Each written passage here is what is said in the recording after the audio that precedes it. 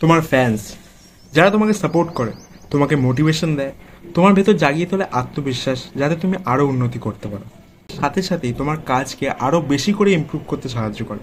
But ব্যাপারটা খারাপ দিকে তখন চলে যায় যখন তাদের দেখানো ভালোবাসা বা টক্সিসিটি এমন একটা পর্যায়ে চলে যায় বা মাত্রা পেরিয়ে যায় যে তোমার কেরিয়ার ধ্বংসের পথে চলে যায়। Welcome back to another episode of সিনেমাওয়ালা।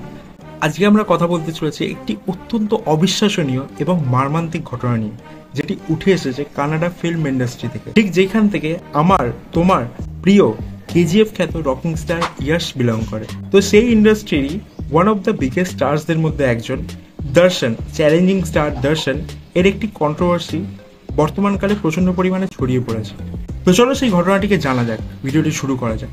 তো ঘটনাটি ঠিক এইরকম, এই যে চ্যালেঞ্জিং স্টার দর্শন, বিবাহের পরেও তার একটি এক্সট্রা ম্যারিটাল অ্যাফেয়ার চলছিল অভিনেত্রী পবিত্রা গৌড়ার সাথে, এবং এই জিনিসটা সোশ্যাল মিডিয়ায় মোটামুটি ছড়িয়ে গেছিল।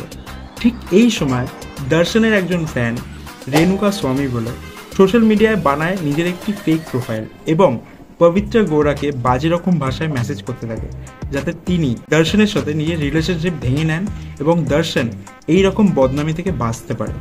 এবং কিছুদিন পর যখন দর্শন ব্যাপারটি জানতে পারে, দর্শন নিজের 3জন ফ্যানকে হায়ার করে এবং রেণুকা স্বামীকে কিডন্যাপ করেন এবং পরবর্তীকালে তাকে টর্চার করেন এবং শেষমেশ হত্যা করেন। কিছুদিন পর রেণুকা স্বামীর বডি একটি ড্রেন থেকে পাওয়া যায়।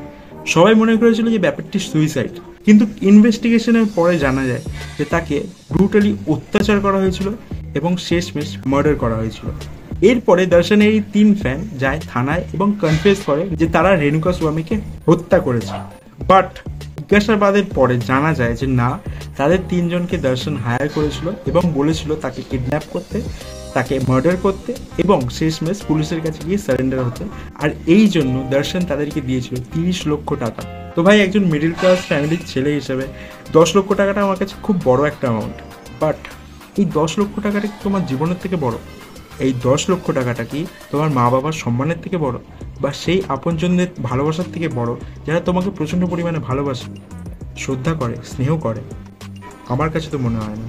তোমাদের কি মনে হয়? এই 10 লক্ষ টাকাটা কি তার থেকেও বড়? এই যে কাজটি তারা করলো, সেই কাজের জন্য তাদের ফ্যামিলির মান সম্মান আর থাকবে না। যারা তাকে ভালোবাসে তারা হয়তো তাকে আর পাবে না। কত বছর হয়তো এই মৃত্যুর সাজায় তাদেরকে থাকতে হবে জেলে। তো এই জেলে থাকাটা কি 10 লক্ষ টাকার থেকে খুবই বেশি? তোমরা কমেন্টে জানাবো।